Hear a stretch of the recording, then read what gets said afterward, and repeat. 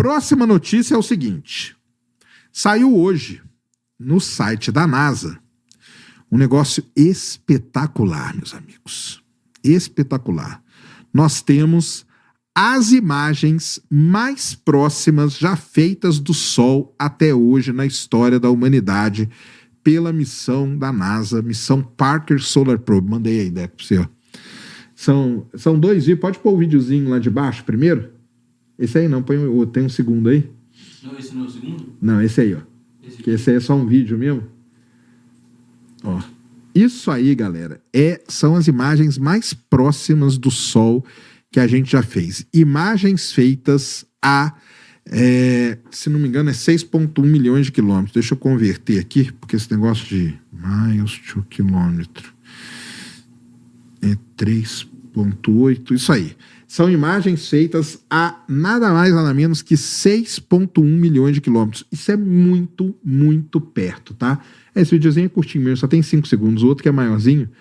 Mas isso aí é o que a Parker Solar Probe vê. Para quem não sabe, a Parker Solar Probe foi uma missão lançada em 2018. O objetivo dela é estudar um dos fenômenos mais complexos e mais intrigantes da história do Sistema Solar, que é o aquecimento da coroa. O que acontece com o Sol?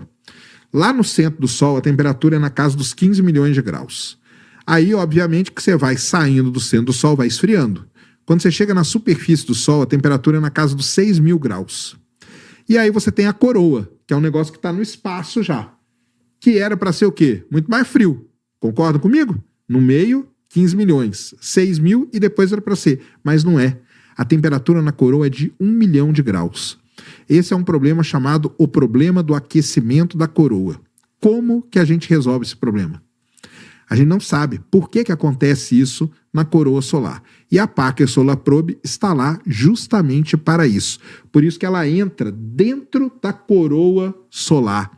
Aquela imagem ali daquele vídeo ali que passou, ela entrou dentro da coroa, ela passou apenas 6,1 milhões de quilômetros. Isso aí que vocês estão vendo, ó, é a coroa solar aí, ó. Então, assim, é uma coisa absurda. O pessoal brinca não, né? Eles falam que olha aí que coisa linda, ó. E ainda pegou umas CMEs, ó, umas explosões solares ali, ó. Tem hora que dá umas explodidas ali que ela ó, a explosão zona, ó, viu? E aí ela pega. Isso aí ela tá vendo, isso aí ela tá passando dentro da coroa. O pessoal fala que a Parker Solar Probe é a missão que tocou o Sol. De certo modo né? Porque se a coroa faz parte do Sol, ela realmente tocou o Sol. Outra coisa que ela também está estudando é sobre o vento solar. O vento solar ele tem um outro grande problema. Existem regiões do Sol que aparentemente emitem um vento solar. Vento solar é a radiação que é emitida pelo Sol, um vento solar rápido, e regiões que emitem um vento solar mais lento. Por que tem essa diferença? Não sabemos também. Por isso que a Parker Solar Probe está lá fazendo isso, tá? Ela tem esse nome porque ela foi feita em homenagem a um cara chamado Eugene Parker, que é um dos caras que mais estudou o Sol até hoje.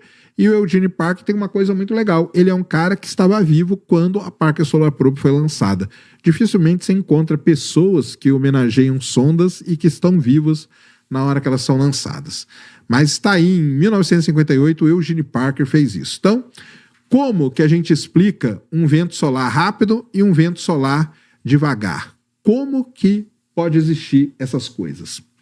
A gente não sabe.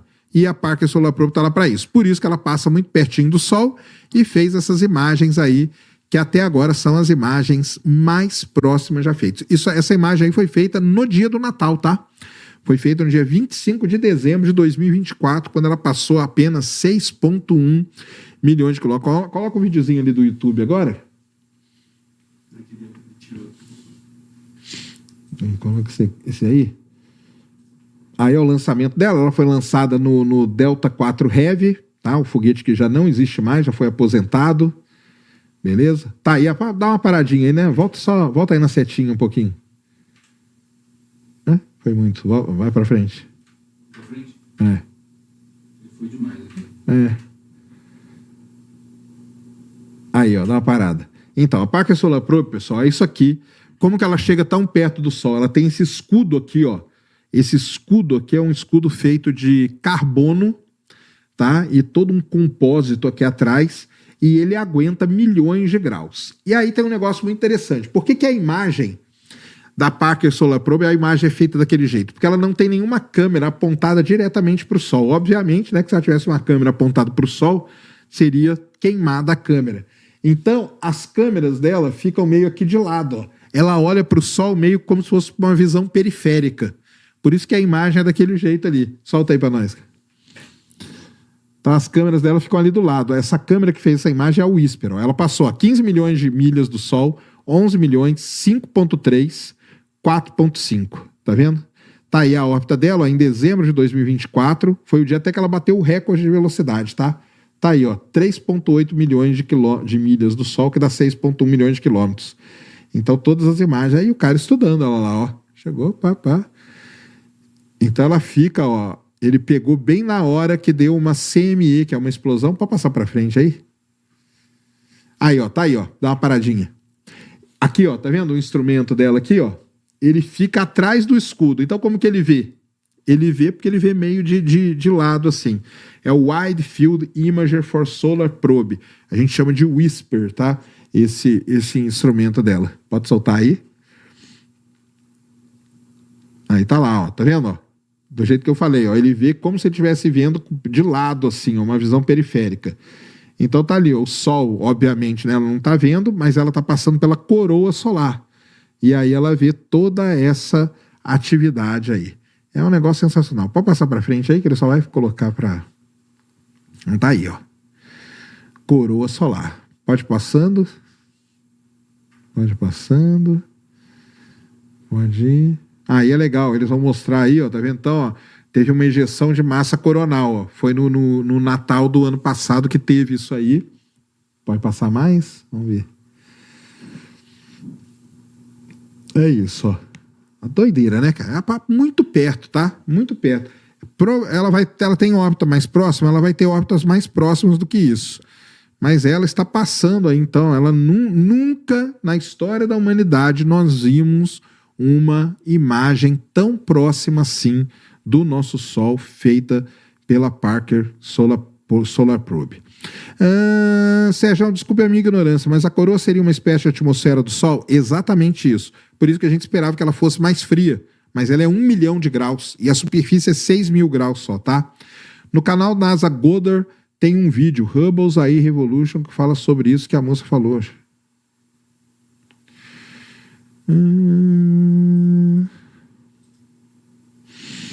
Deixa eu ver aqui.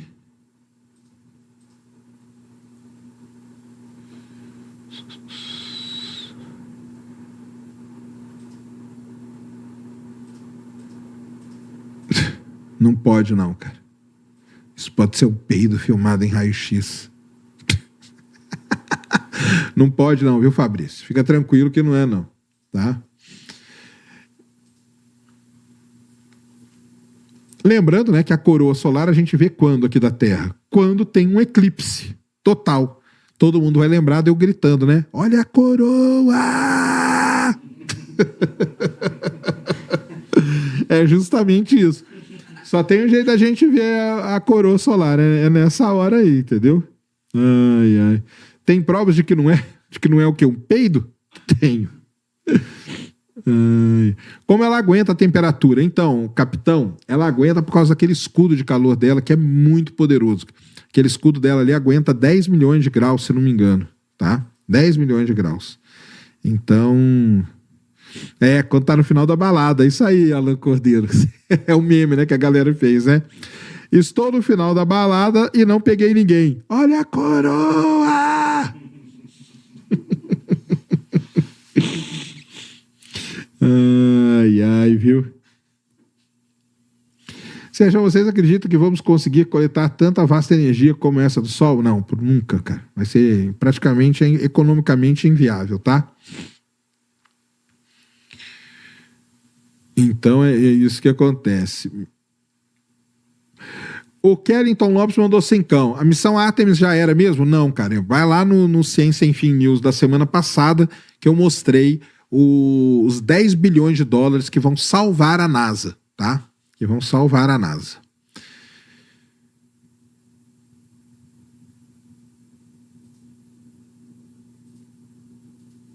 Mande um salve.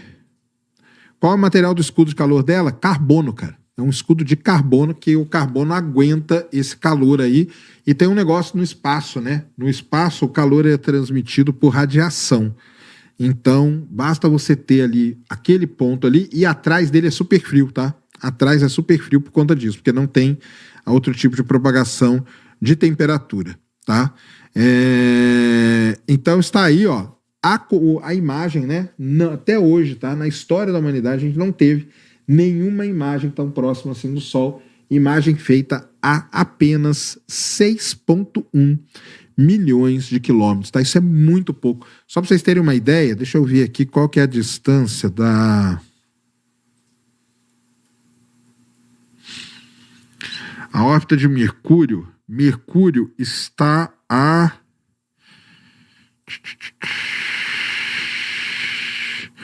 46. Mercúrio fica 46 milhões de quilômetros do Sol. Ela passou a 6 milhões de quilômetros do Sol. Essa é a diferença, tá? Essa é a diferença. Beleza? 47 milhões de quilômetros, ela passou a 6,1 milhões. Só para vocês verem o quanto perto ela passou do Sol. E tem outra coisa, tá? Quando ela passou ali, ela chegou... Aí tem uma coisa interessante para a gente falar. Quando ela passou por ali, ela chegou a 600 mil quilômetros por hora. É a maior velocidade de qualquer objeto já atingida. Mas agora prestem atenção numa coisa. Vocês têm que aprender sobre velocidade, tá? Existem vários tipos de velocidade. Existe um negócio chamado velocidade média, tá? Existe um negócio chamado velocidade instantânea. Existe um negócio chamado velocidade linear, velocidade radial. Tem vários tipos de velocidade. Quando ela passou no ponto mais próximo do Sol, ela teve uma velocidade instantânea de 600 mil quilômetros por hora. Mas depois a velocidade média dela, obviamente, não é essa. Tá bom? Então tem essa diferença muito grande. Quem é aqui do estado de São Paulo vai ter que aprender isso logo. O radar ali que fotografa você, ele pega a velocidade instantânea. Tanto que na hora que você vê o radar, você tira o pé do acelerador e, né, passa numa boa. Só que já estão fazendo radares por velocidade média.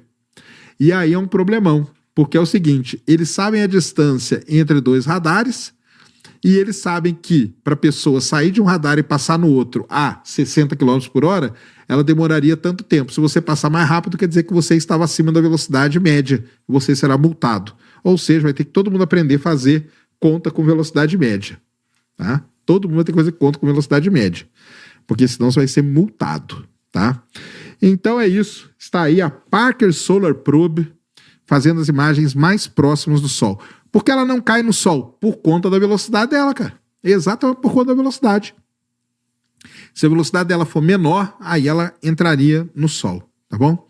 Aqueles flashes tipo um risco que apareceu no vídeo, seria o vento solar ou fótons? Aquilo ali é interferência, radiação, porque ela está passando muito perto do Sol, cara. Ela está cheia de... Ela recebe... Ela é bombardeada por muita coisa. Raio cósmico, neutrinos do Sol, tudo aquilo ali que está passando é esse tipo de coisa, tá? Essa velocidade em relação a quem? Em relação ao Sol. Essas câmeras acopladas são câmeras comuns? Não são câmeras comuns, né? São câmeras especiais para aguentar radiação, para aguentar neutrinos, raios cósmicos e tudo mais, e fazer a imagem daquele jeito. Tanto que a gente não chama de câmera. Tanto que você vê o nome dela, o Whisper não é de câmera, é de imager, tá? Na astronomia a gente dá o nome de imagiador, tá? De imagiador. Coloca ali a imagenzinha de novo ali para nós. Pode pôr o videozinho de baixo aí, só o pessoal que não viu ver aí, ó. Põe isso aí que é. Isso aí, ó. Tá aí, ó. Então esses risquinhos que vocês estão vendo aqui, isso aqui é interferência, é raio cósmico, é um monte de coisa. E ali tá, ó, na hora que dá aquela explosãozona lá, ó. Da explosão, ó, o CME, e aí ela passa, ó. Passando por dentro da coroa solar. E aquela teoria de que um buraco negro dentro do Sol? Não tem. Não tem. Isso aí... Caiu? Caiu. Nada a ver com o assunto, mas a que distância do Sol as placas solares de um enxame de Dyson ficaria? Cara, teria que ficar interna à órbita de Mercúrio, uns 20 milhões de quilômetros do Sol, mais ou menos. E a ideia de construir uma esfera de Dyson ao redor do Sol era colocar as placas solares a uns 20 milhões, 15 milhões de quilômetros do Sol, colocar robô em Mercúrio para captar isso e depois transferir essa energia para a Terra. Uma doideira, legal, porém não vai dar certo. O Bernardo mandou cinquentão. Opa, Bernardo, valeu. Boa noite, Sacani. Na minha escola está acontecendo uma feira científica. Escolhi o tema fusão nuclear. Excelente. Poderia falar um pouco sobre a revolução e o papel que a fusão nuclear terá na área de produção de energia no futuro? Anota aí, Bernardo. Tá me ouvindo? Tá me ouvindo? Então vai lá, ó. Vou ditar aqui, hein? O tio vai ditar aqui para você. Depois, se você não pegar, você volta aí e pegue direitinho o que eu vou te falar. Fusão nuclear é uma maneira de salvar o planeta Terra. Só isso. A fusão nuclear vai salvar o planeta Terra. Por quê? Porque é a única maneira conhecida de se gerar energia sem gerar qualquer tipo de resíduo ou interferir na natureza. Usina hidrelétrica, você interfere na natureza. Energia solar, interfere na natureza. Energia eólica, interfere na natureza. Fissão nuclear, gera resíduo, lixo nuclear e tem risco de explodir. A fusão nuclear, e fora, né, termonucleares, as de carvão, isso aí nem vou falar porque é todos com combustível fóssil, né? A fusão nuclear é a única que não gera lixo nenhum, ela é totalmente limpa e ela é a mais eficiente. Qual é o problema hoje? Hoje, atualmente, nós não conseguimos gerar energia de forma positiva. O que quer dizer isso? Hoje, a gente gasta mais energia para produzir a energia que sai do reator nuclear. É como se a gente gastasse 20 e produzisse 18. Tá? Então, a gente está perdendo energia nesse processo. A gente precisa inverter esse papel. Como que a gente pode inverter? Qual é a única maneira de inverter? A única maneira de inverter é através do Hélio 3, que está lá na Lua. Por isso que ir para a Lua é muito importante, por isso que existe uma corrida hoje para chegar na Lua. O Hélio 3 é o elemento que você vai jogar ele no reator de fusão e ele vai deixar o processo equilibrado, estabilizado, podendo gerar superávit de energia. Ou seja, eu gasto 20, mas eu produzo lá no final 25 de energia. Beleza? Então tá aí para você. Fusão nuclear vai salvar o planeta Terra. Show? Combinado? Deu certo?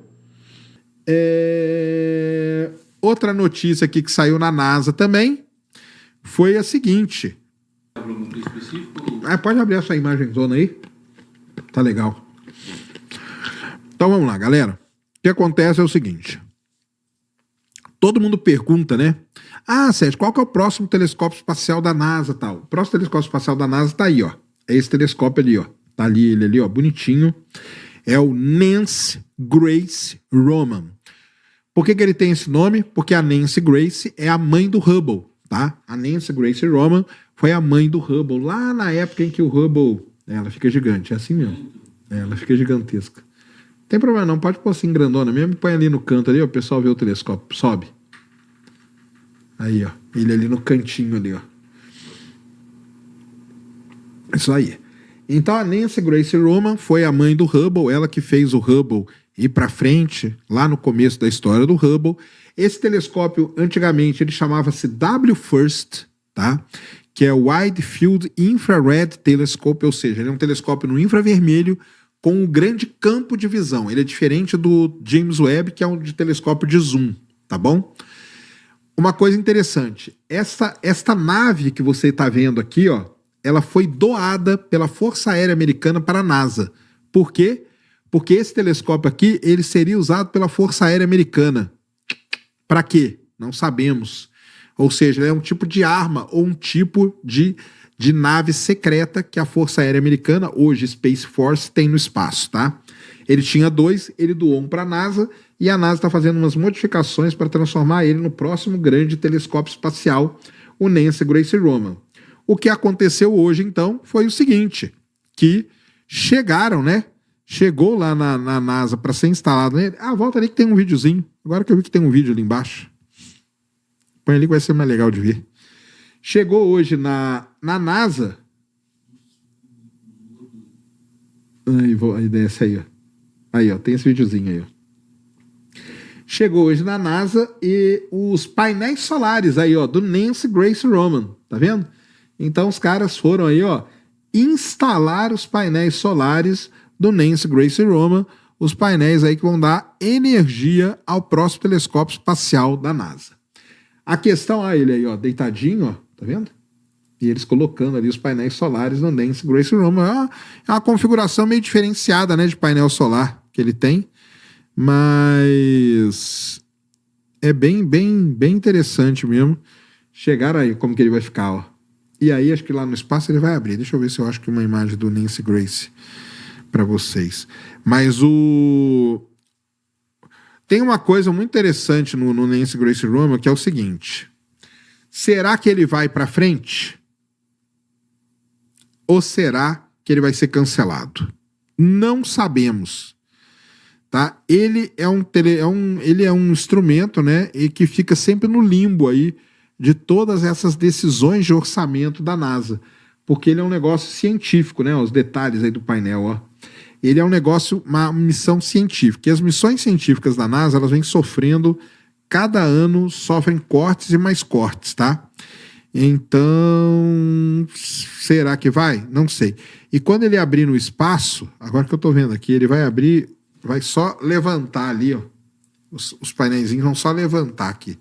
Vou achar a imagem legal aqui e vou mostrar para vocês. Então, esse é o próximo, para quem sempre pergunta, qual que é o próximo negócio? Ele vai usar um coronógrafo muito poderoso, tá? A ideia dele é dele fazer várias imagens de exoplaneta, tá? Várias imagens de exoplaneta e...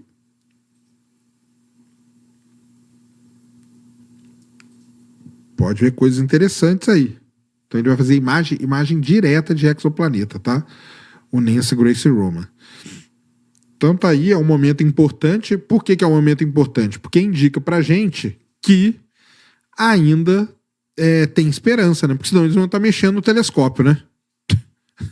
Assim, a gente imagina, né? Pode esperar qualquer coisa, mas a ideia é que se eles ainda estão mexendo no telescópio, quer dizer que ele tem a chance dele continuar, tá bom?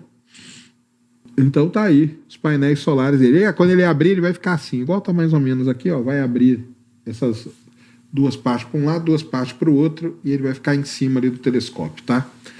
Por quê? Eles estão instalando nesse equipamento aqui, né? Eles estão instalando neste equipamento aqui, e esse equipamento aqui vai ali vai cobrir o telescópio depois, ó, tá vendo? Tem até o buraquinho aqui, ó, certinho para encaixar aquilo ali. Então, este aí é o nosso queridíssimo Nancy Grace Roman. Depois, isso aqui, ó, no final do ano, tá falando aqui embaixo, ó, que no final do ano eles vão conectar essa parte aqui, onde eles estão instalando o painel solar, com o telescópio que tá ali, ó. Então eles vão pôr essa parte ali, encaixar ali e o telescópio vai estar pronto. Quando vai ser lançado?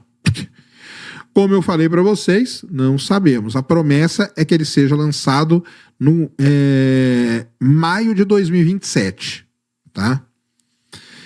Maio de 2027. Mas o pessoal está trabalhando para que ele seja lançado ainda no ano que vem, em 2026.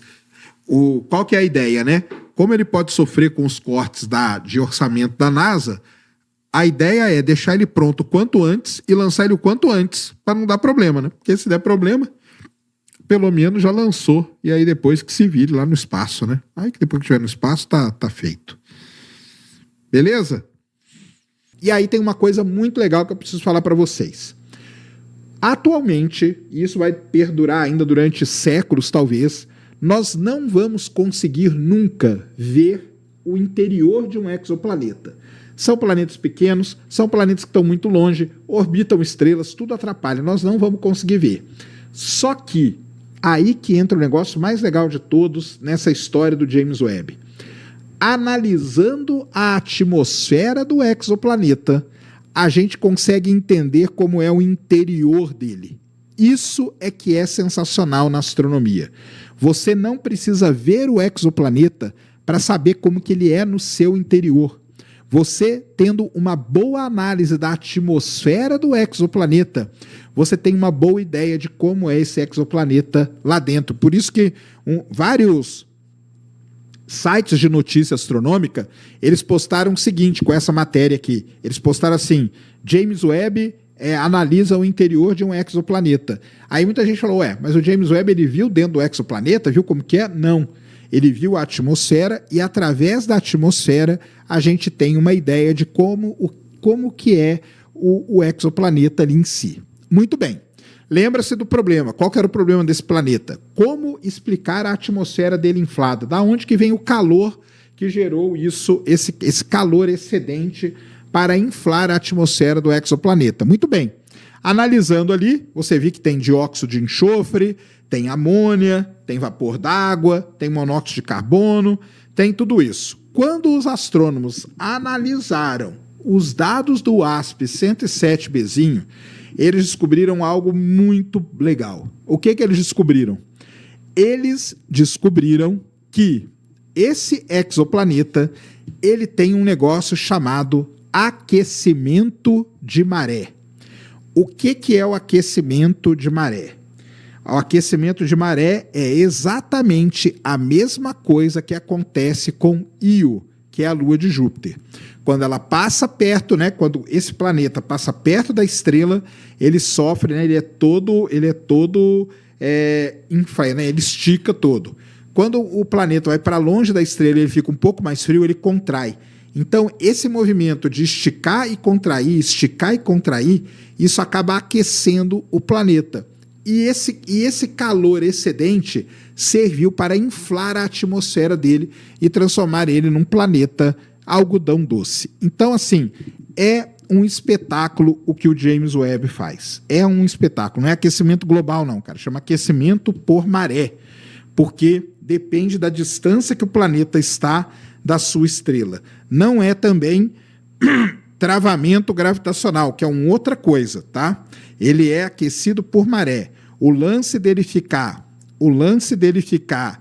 contraindo, esticando, cria isso. Sérgio, por que Bzinho? Bzinho é uma regra para você nomear exoplanetas. Então, o WASP-107 é o nome da estrela. É a 107ª estrela estudada pelo projeto WASP.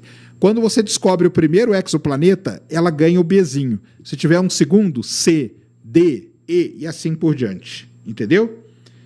Bzinho é B minúsculo, né? Mas eu falo Bzinho, cara. Qual que é o problema? Não tem problema não, É igual próximo a Bzinho. Eu não falo próximo a B minúsculo. Eu falo próximo a Bzinho. Muito mais legal, né? Muito mais legal do que B minúsculo, tá bom? Então, esse aí foi uma grande descoberta do James Webb. Ele conseguiu. Isso era um grande mistério durante anos e anos. Por quê? É um exoplaneta que já foi descoberto há muito tempo, só que ninguém conseguia entender por que você tinha esse calor excedente no exoplaneta e fazia com que o planeta tivesse sua atmosfera inflada. Beleza? Entenderam? Essa é a primeira notícia de exoplanetas para vocês. Agora tem um negócio muito legal, uma foto sensacional, tem bastante coisa pra gente falar dela, na verdade, que é aqui, ó, a foto da Nicole Vapor Ayers. Uma astronauta da Estação Espacial publicou, tá? Eu vou mostrar para vocês aqui uma foto simplesmente espetacular, cara. Mandei para você, tá? É do X de novo.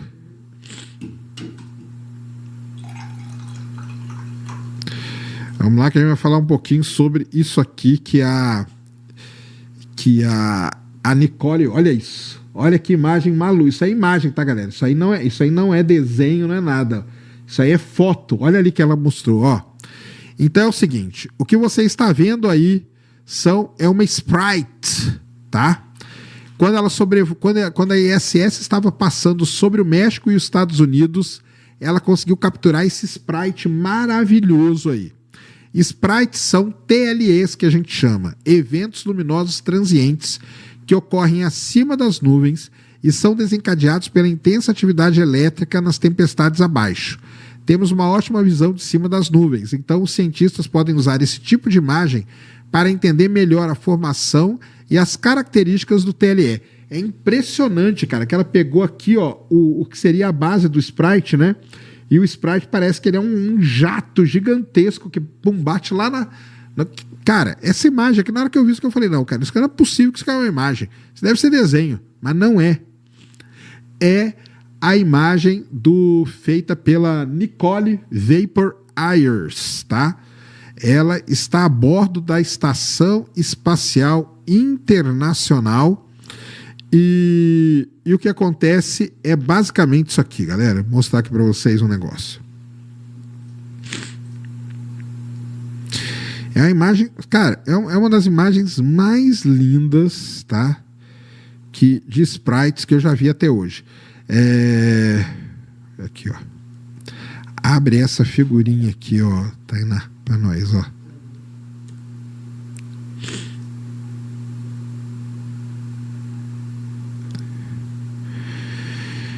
Então não podemos dizer que só existe vida aqui, se não sabemos o real estado lá fora. Cara, afirmar não precisa mesmo, não tem como, né, cara? Eu também faço. Eu acredito que não tem, cara, mas afirmar não dá, tá bom? Conheci o Space Today através do canal Assombrado em 2017 ou 2018, se não me engano. Sérgio Mir, não imaginava nem ir à TV algum dia. É isso aí, tamo aí. Olha aí, galera, isso aqui, ó, são os tal dos fenômenos transientes luminosos, tá?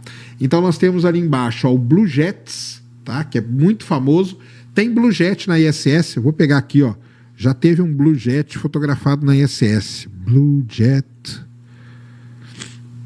Tem imagem famosíssima de um Blue Jet fotografado direto da ISS aqui, ó. Astronauta captura um Blue Jet. Então, olha que coisa, né, cara? É uns negócios de louco, cara. É uns negócios de louco. Agora, é engraçado que esse Blue Jet dele aqui tá muito parecido com o sprite da menina. Eu sei lá, só que é um... Ah, é isso mesmo, cara. Eu acho que ela escreveu... Cara, eu acho que ela escreveu a negócio errada, cara. Pô, agora que eu tô vendo um negócio aqui muito interessante, cara. Eu vou abrir o Blue Jet para vocês verem. O Blue Jet, ele sai na base do sprite aqui, ó. Que é uma foto muito parecida com a que a Nicole fez agora. Eu acho que a Nicole... Cara, eu acho que a Nicole, ela fotografou... Volta lá naquela imagem lá. Essa aí. Olha aqui, ó. Tá vendo que você tem o sprite é aquela coisa vermelha ali em cima. E aí, ligando o sprite até na Terra, tem um jato. Isso aí seria o Blue Jet. Cara, eu tô achando que a imagem, ó, presta atenção, tem essa imagem aí e tem essa aqui, ó, que foi feita na Estação Espacial também há alguns anos atrás, ó. Vai abrir no Reddit aí agora, ó.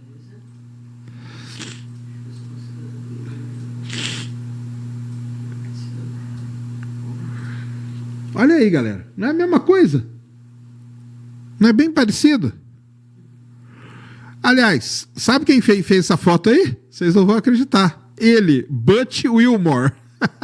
Quem que é o Butch Wilmore? Butch Wilmore é o nosso astronauta perdido no espaço. Tá? Butch Wilmore fez essa foto aí, ó. É basicamente a mesma coisa, tá? Isso aí é em 10 de março de 2025. Quando ele estava preso na Estação Espacial... Ele fez essa foto maravilhosa aí, ó. Butch Wilmore. Então você vê o sprite e o Blue Jet. Na foto da Nicole, você vê a mesma coisa. O sprite e o Blue Jet. Então ela escreveu... Ô, Nicole, você escreveu errado aí na sua legenda. Vou ter que te corrigir, hein? Olha só, hein? Corrigir no astronauta, hein? Ah, moleque. Mas é a mesma coisa, ó. É exatamente a mesma coisa. É exatamente a mesma imagem, tá? É um Blue Jet com um sprite, ó. É um Blue Jet e um sprite. A outra foto tinha outros pontos luminosos, mas tinha um sprite também, ué. O astronauta perdido, o Butch Wilmore é o astronauta perdido. Mesma coisa lá, ó. O spritezinho ali e o jato ligando na Terra, que a imagem dele tá num zoom, né? Isso aqui, para quem não sabe, isso aqui é a atmosfera da Terra. E ali tá. E tem uma coisa muito interessante.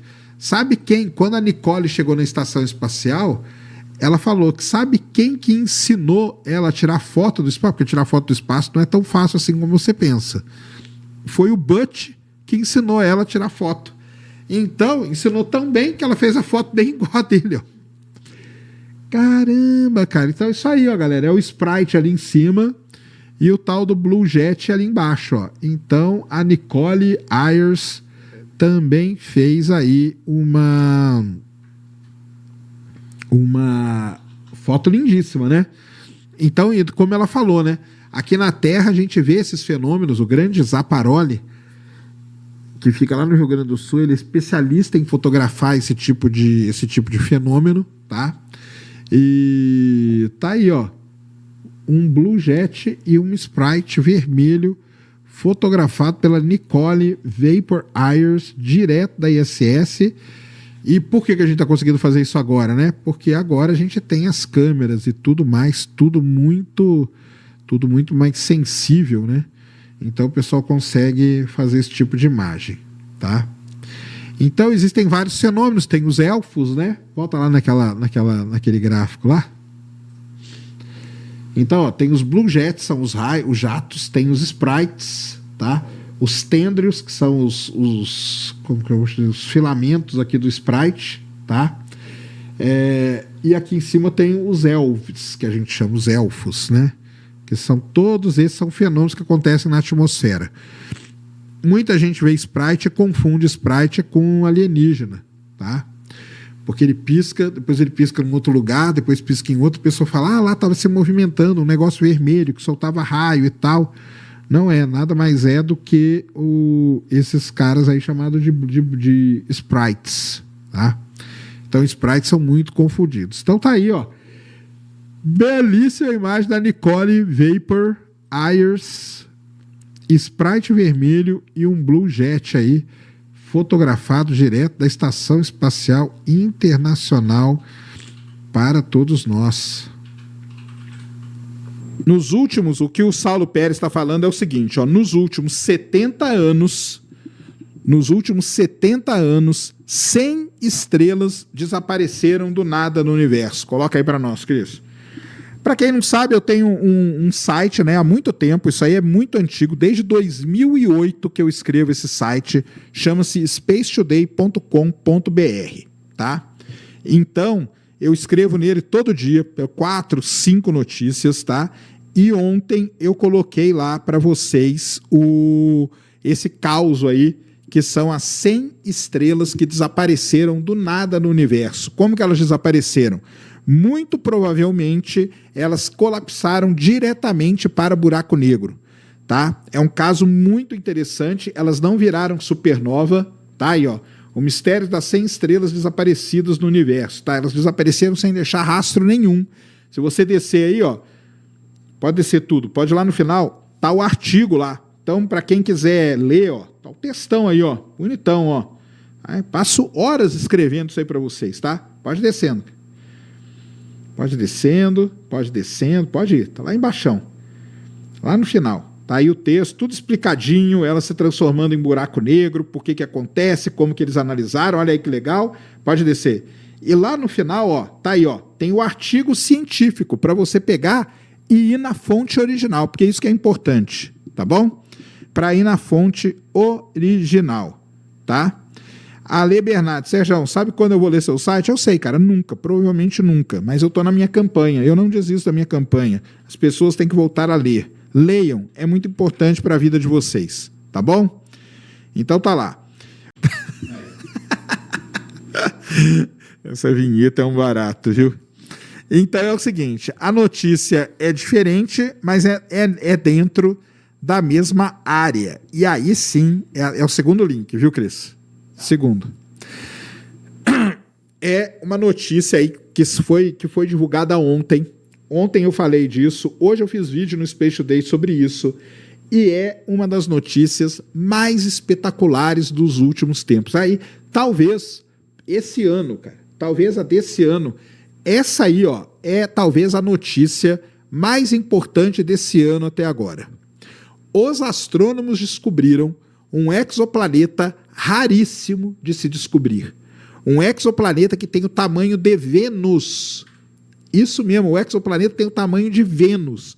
Ele é um exovênus, que a gente chama, ou uma Terra 2.0. Lembrando que a Terra e Vênus são praticamente do mesmo tamanho. Esse exoplaneta foi descoberto ao redor da estrela Gliese 12. E agora vocês já sabem, se ele foi descoberto ao redor da estrela Gliese 12, como que ele chama? Gliese 12Bzinho. Isso aí mesmo, ou Gliese 12B minúsculo, para quem aí não gostou do Bzinho, tá? Muito bem. Quais são as características desse exoplaneta? Ele está a apenas 40 anos-luz de distância da gente, cara. Isso é muito perto.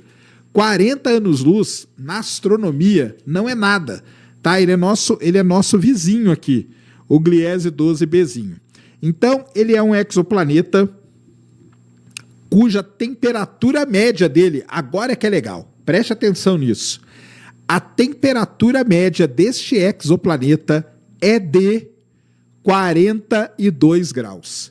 Aí eu tô brincando com o pessoal que é o seguinte, é muito mais tranquilo você morar nesse exoplaneta aí do que morar no Rio de Janeiro, cara. Rio de Janeiro tá fazendo 50, né?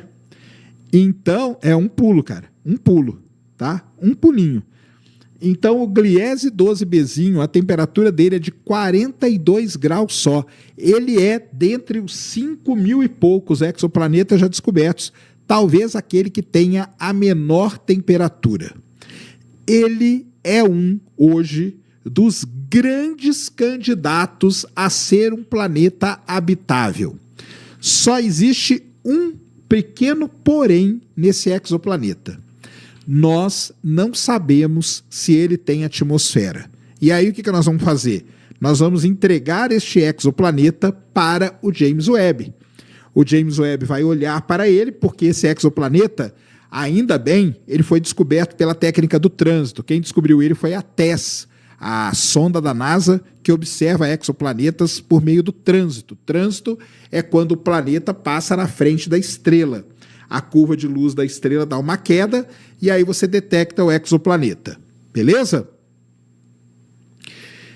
O James Webb, ele só consegue estudar a atmosfera de exoplanetas que são desse jeito. Muito bem. Esse exoplaneta ele vai poder. Então, os astrônomos vão pegar esse exoplaneta, vão colocar ele na lista ali do James Webb. E se o James Webb detectar a atmosfera nesse exoplaneta, aí o negócio vai ficar sério. Porque ele é um planeta parecido com Vênus, parecido com a Terra. Ele, na verdade, vamos lá, temperatura média da Terra, para quem não sabe, é de 15 graus, tá? Temperatura média do planeta hoje é 15 graus. A temperatura média de Vênus, sei lá, 400 graus. Esse planeta está entre a Terra e Vênus. Será que ele pode ter vida? Será que ele pode ser habitado? Será que ele pode ser habitável? Então, é muita coisa legal com o Gliese 12Bzinho, uma descoberta, assim, realmente... Cara, é uma das coisas... Eu repito, até hoje, até aqui, ó, 24 de maio de 2024, essa talvez seja a maior descoberta do ano até o momento. Talvez seja a maior descoberta do ano até o momento. É muito interessante isso, tá? Esse exoplaneta aí, eu vou passar aqui duas imagens para o Cris, que não estão lá não, que eu vou te passar aqui agora. Para vocês entenderem a importância do Gliese 12Bzinho. Essa estrela Gliese 12, tá, é uma estrela muito famosa, ela é uma estrela muito estudada, justamente por ser uma estrela que está próxima da Terra, uma das estrelas mais próximas da Terra, né, 40 anos-luz. Isso aí para exoplaneta não quer dizer absolutamente nada, tá? Vou passar aqui para você. E se você... Lógico, né? Se você pegar ali, né? Igual vocês vão ver na imagem que eu vou passar aí agora. Uma é essa aí. E a outra é essa aqui. Ele está ele está, obviamente, fora da zona habitável, né? Porque dentro da zona habitável está a Terra.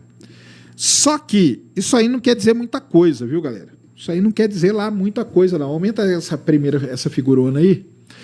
Isso aí seria o planeta, tá? Isso aí seria o planeta em comparação com a zona habitável. Então, a zona habitável é aquela partezinha verde, né? Ele tá ali, ó. Ele tá fora, tá vendo ali, ó? A bolinha lá no canto lá. Obviamente, ele tá fora da zona habitável. Aí tem outro que é um gráfico lá, que é legal pra caramba, que é cheio de bolota ali, esse aí é muito legal. Esse segundo gráfico aí que o Cris vai colocar, para vocês verem, vocês vão ver que a Terra, por exemplo, né? Ela tá... Isso aí, ó, liga esse cara aí. A Terra, obviamente, tá ali, né? Ó, a Terra tá ali, ó. Em vermelho tá escrito Terra. Ela tá o quê? No meio da zona habitável. Se você for para a direita, você vai encontrar Marte, lá no final da zona habitável. Tá vendo Marte? Lá na outra ponta, lá, ó, vermelho lá. E na esquerda, você vai ver Vênus, que é o outro em vermelho ali, que ele já está fora da zona habitável. A zona habitável, o pessoal da astronomia, eles pintam de verde, tá? E aí, se você olhar, ó, o Gliese 12Bzinho, ele está aqui embaixo, ó. Ele está aqui embaixo de Vênus, ó. Você desce aqui em Vênus e vê ele. Ele não é o único, né? Você vê aí que tem planetas, logicamente, que são muito melhores do que o Gliese 12Bzinho, né? Tem vários Keplers aqui no meio, que são exoplanetas muito bons. Mas o Gliese 12Bzinho, embora ele não esteja na zona habitável, como a estrela dele é uma anã vermelha e a temperatura dele é de 42 graus e ele pode ter atmosfera, isso faz com que ele seja hoje um grandíssimo candidato a ser habitável. Um grande candidato a ser habitável. Caso, obviamente, ele tenha atmosfera. Ele tem atmosfera? Não tem? Não sabemos. O que a gente precisa saber? Dá para o James Webb. Só o James Webb hoje é capaz de fazer esse estudo, tá? Então anotem aí. Só o James Webb é capaz de fazer esse estudo. 42 graus de temperatura média. Isso aí. 42 graus de temperatura média. Lógico, né? Que vai ter região do planeta que é mais quente, vai ter região do planeta que é mais fria. Mas, cara, você morar num planeta que a temperatura média é 42 graus, tá excelente, cara. Tá excelente, tá? Está excelente. Então, assim, não é impossível de viver num planeta desse, mas dá para viver. Dá para viver. Tem gente que vive no Rio de Janeiro, cara, que é muito mais quente. Entendeu? Então, é isso aí. Sérgio não acredita em vida fora da Terra, mas parece que está empolgado. Você está falando uma mentira. Não venha colocar palavras na minha boca. Não, não é isso que está em moda agora, os debates aí? Não venha colocar palavras na minha boca. Eu acredito em vida, sim. Eu só não acredito em vida inteligente como a nossa. Aí não. Eu acho que tem vida, sim, porém não é inteligente. Então é isso aí. É uma das grandes descobertas do ano até agora, tá? O Gliese 12Bzinho, um exoplaneta do tamanho de Vênus. Primeiro, pessoal, tá? Uma coisa para vocês. Dobre a língua, dobre a sua língua para falar que eu não acredito de vida fora da Terra. Dobre sua língua. Quem é você? É o seguinte, é muito difícil descobrir um exoplaneta desse tamanho. Muito difícil, tá? Porque um planeta do tamanho de Vênus ou do tamanho da Terra são planetas raros que são descobertos. São pouquíssimos que têm esse tamanho. Por quê? Lógico, né? É muito difícil, né? Mesmo ele estando a 40 anos-luz, mesmo ele estando relativamente perto, em termos astronômicos, 40 anos-luz é perto, tá? Em termos astronômicos, 40 anos-luz é perto. Só que ele é muito pequenininho. Então, assim, é muito difícil descobrir planetas desse tipo. O Renato Armani mandou em 99. Como seria a velocidade do tempo nesse planeta? Normal, tá, cara? Presta atenção. Vou aproveitar aqui a pergunta do Renato Armani. A velocidade com que o tempo passa, cara, ela só muda se você estiver num sistema relativístico. Se você não estiver num sistema relativístico, tudo corre normal. tá? Esse exoplaneta aí, o ano nele dura 12,8 dias, tá? Ele demora 12,8 dias para dar uma volta em torno da sua estrela. Ele está bem mais perto da estrela do que a Terra está no Sol. Só que a estrela é muito menor do que o Sol. Ela é 27% do tamanho do Sol. Então, por isso que esse exoplaneta ele tem essa temperatura, ele não sofre tanto e está aí.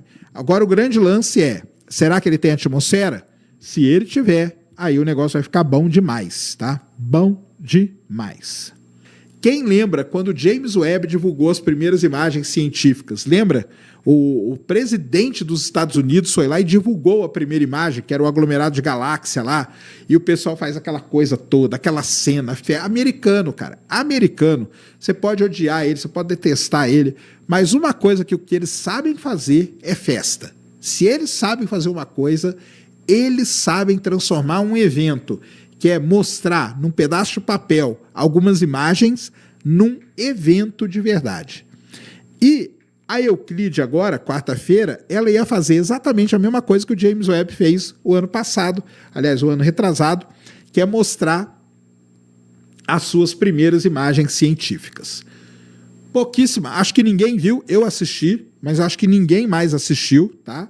Ela transmitiu lá, o pessoal foi lá e comentou, e ela lançou. E as imagens são espetaculares. E é isso que nós vamos ver aqui agora, as primeiras imagens científicas da missão Euclid da Agência Espacial Europeia. Lembrando que o objetivo dela é mapear 10 bilhões de galáxias. Desce lá, Cris. Pode ir descendo? Pode descendo. Pode descendo. Pode descendo. Aí, ó. Vai ter imagem por imagem, tá? Então você pode ir abrindo ela aí, ó.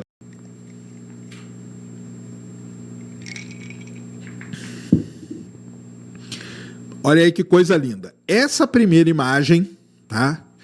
Essa primeira imagem que nós estamos vendo aí é a imagem de um aglomerado de galáxias do Abel, qual que é esse aqui?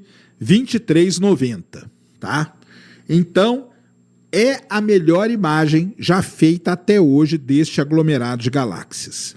Lembre-se que o objetivo dela é observar galáxias e aglomerados de galáxias, tá? Então essa aí é a melhor imagem já feita do Abel 2390.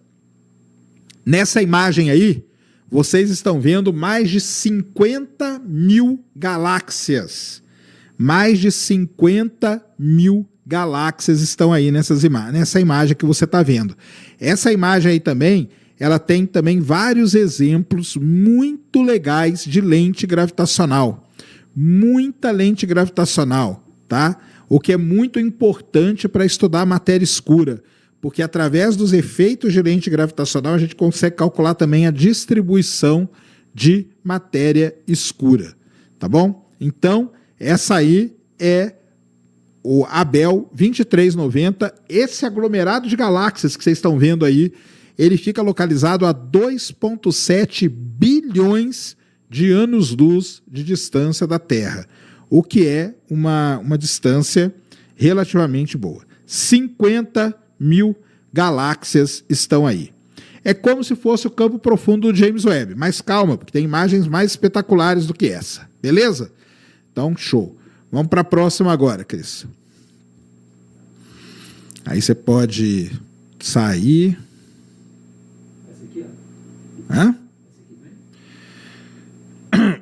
É, a depois ali. Depois dela, qual que era? Era essa mesmo? É, depois dessa daqui, ó. Já a próxima já é essa aqui. Isso. Então, vamos lá. Então, a segunda imagem aí é a imagem do Messier 78. O que é Messier 78? Messier 78 é uma região de formação de estrelas, tá? Ela é uma região de formação de estrelas. E aí, você pode perguntar assim, ué, por que ela quer ver isso? Então, faz o seguinte, queridos, aonde você clicou ali? Não, faz o seguinte, ó, clica na imagem mesmo, vai lá no site principal lá. Clica na imagem, clica nela. Pronto. Agora clica ali, ó, naquele quadradinho ali, ó. Isso, pronto. Agora você vem aqui, ó, no canto aqui e clica no mais aqui, ó, para dar o zoom. Aí, isso. Então, dá um zoom aqui no meio que você vai ver um negócio muito legal. Que é o seguinte, ó. Tá vendo? Sobe. Aliás, desce. Tá vendo essa mancha aqui embaixo aí, ó? Aqui? Isso, dá um zoom bem aí.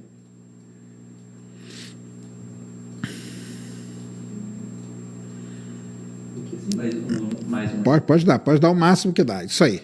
Tá. Então, galera, isso aí que vocês estão vendo é o Messier 78. O que é Messier 78? Não é uma galáxia, não é nada disso. É apenas uma região de formação de estrelas, tá? E presta atenção no que eu vou falar agora, tá? A Euclide, ela tem mais ou menos a mesma habilidade do James Webb, que é observar no infravermelho. E quando ela observa no infravermelho, ela consegue ver dentro da região de formação de estrela. Dentro da região de formação de estrela, que é o que nós estamos vendo aqui agora, nessa imagem aí que vocês estão vendo, tá bom? E aí, o que ela está vendo aí? Nessa imagem aqui, preste atenção nisso, tem 300 mil objetos que nunca foram observados no universo antes. Só nessa imagem da Euclide tem 300 mil novos objetos. É só isso, cara. Vocês estão entendendo por que essa missão ela é muito espetacular? Só nessa imagem aqui tem 300 mil novos objetos. E ali no meio, ali onde que deixa eu ver se é aqui mesmo. Aí, ó, onde o Cris está mostrando ali, ó, você está vendo que tem um jato ali em cima, ó, saindo lá em cima no meio dessa nuvem aí. Isso aí é um tipo de objeto muito famoso, tá? Ele chama-se objeto Herbig-Haro. O que é esse objeto? Esse objeto aí, ele é quando a estrela está nascendo, ela emite esses jatos aí de partícula, tá? E você só consegue ver isso no infravermelho. Essa região de formação de estrela, ela está localizada a 1.300 anos-luz de distância e fica onde? Na constelação de Órion, tá? Então é o famoso M78, tá? Messier 78. Você está vendo filamentos, você vê dentro da nebulosa. Então, só nessa imagem aí que você está vendo agora na sua casa, só essa imagem aí, tem 300 mil novos objetos. 300 mil novos objetos. Então, é um espetáculo, cara. É o que eu falei, né? É uma pena que a ESA não faz a mesma divulgação, a mesma propaganda que a NASA faz, tá? Então, Messier 78. Vamos para a próxima ali agora, Cris. Que é da galáxia ali. Faz do mesmo jeito. Clica nela. É a NGC 6744. Aí, ó. Clica. Aí. E aí você clica no quadradinho ali. E aí você pode clicar no maisinho ali, ó. Muito bem. Essa aí agora é uma galáxia, né? Você está vendo que é uma galáxia espiral. Você está vendo os braços espirais dela. É uma galáxia que lembra a nossa galáxia, aonde a gente vive, a Via Láctea. Deve ser muito parecida com essa aí. Muito parecida, tá? Essa aí é a galáxia NGC 6744, tá? 6744. Ela é uma galáxia típica, né, de uma galáxia espiral, e o que você consegue ver aí, que a gente não vê direito, mas na imagem da Euclide a gente consegue ver, primeira coisa, são estrelas individuais. Então ela consegue, se você aumentar ali, você vai ver estrelas individuais na galáxia, você vai ver essas linhas de poeira, que são coisas assim muito complicadas de se ver, tá? Então, além de contar individualmente as estrelas, ela vai conseguir traçar ali de forma mais precisa possível a distribuição da poeira e das estrelas na galáxia. Ou seja, a Euclide, o lance dela é entender o universo. Então ela vai observar o universo na grande escala, 10 bilhões de galáxias, e ela vai observar galáxias individuais, algumas, para poder entender como que aquelas galáxias ali evoluíram. Então você vai ter todo o entendimento da história do universo e depois, em algumas coisas pontuais, você vai entender como que aquilo se desenvolveu naquela região. Entenderam? Então é para isso que a Euclide está fazendo imagens como essa aí. O lance também dessa imagem ser muito boa é que ela vai procurar galáxias anãs ao redor de galáxias maiores. Por que galáxia anã é importante para o universo? Porque são as galáxias anãs que têm o quê? Muita matéria escura, tá? Muita matéria escura. Então, tá aí a galáxia NGC 6744. Vamos para a próxima? Vai lá. A outra imagem é um outro aglomerado de galáxias, também Abel, o Abel 2764, galera. Estou passando aqui para vocês as primeiras imagens, tá? Presta atenção. O que nós estamos vendo aqui, tá? O que nós estamos vendo aqui são as primeiras imagens científicas da missão Euclide da Agência Espacial Europeia, uma missão desenhada para tentar entender a matéria escura e a energia escura. Se um dia aparecer uma resposta para isso, essa resposta muito provavelmente vai vir dessa missão. E você vai lembrar que você viu aqui, no Ciência Sem Fim, as primeiras imagens científicas dela. Beleza?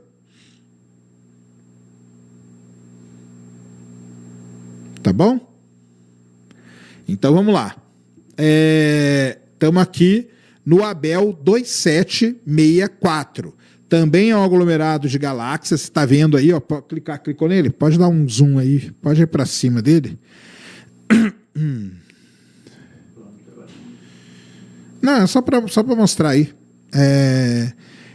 O que é legal desse aglomerado, o Abel 2764, é que ele tem efeitos de lente gravitacional que faz com que a gente veja galáxias de quando o universo tinha menos de 1 bilhão de anos de vida. Então isso é sensacional. Lembrando, né, que a gente vai estudar a história do universo, tá? Vai estudar a história do universo e para isso você precisa ter essa ideia. Então, por conta de efeitos de lente gravitacional desse aglomerado aí, principalmente da partezinha, puxa aqui, ó, vai lá para cima, ó. Aí, aqui nesse canto aqui, ó. Aí, ó, dá um zoom máximo aí, ó, nesse canto aí. Isso. Bem nessa região aí, ó, tem coisas aí que estão a menos de 1 bilhão de anos do início do universo, tá? Então, é um espetáculo o que essa missão faz, né? Não tem nem o que falar. E, de novo, né? Pena que a Agência Espacial Europeia não consegue ter a mesma desenvoltura que a NASA nisso. Vamos lá para a última agora?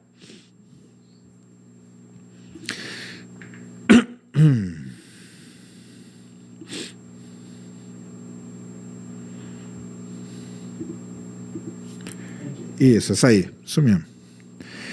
Essa aí, ela mostra duas galáxias em interação.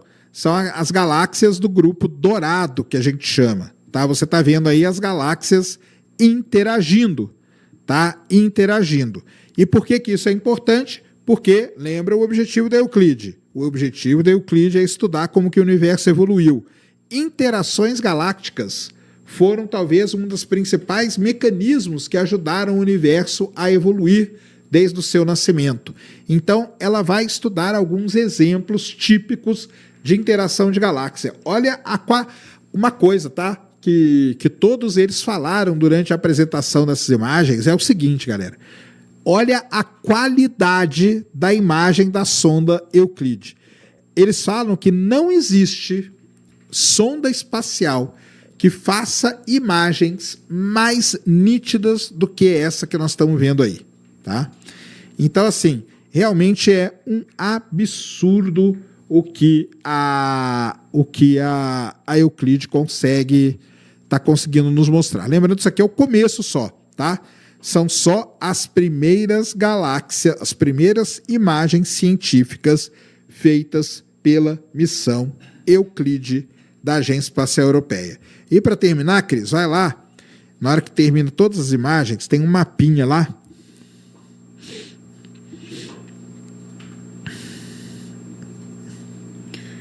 Pode ir lá para baixo. Aí, esse mapa aí, pode clicar nele. Isso aí, pessoal, é o que ela já observou do céu, tá? Isso aí é o que ela já observou do céu. Então, o que está em azul aí é o que ainda não foi observado. E aí está o nome, tá vendo? O nome dos objetos aí, ó. Então tá ali, ó, M78, do lado da nebulosa da cabeça do cavalo. O Abel 2764, onde que ele está aqui, ó, no canto. O Abel 2390 está ali. Perseus está ali no canto. Dourado está aqui. Então é isso aí. A ideia é que ela cubra com a melhor resolução possível todo esse mapinha aí para nós.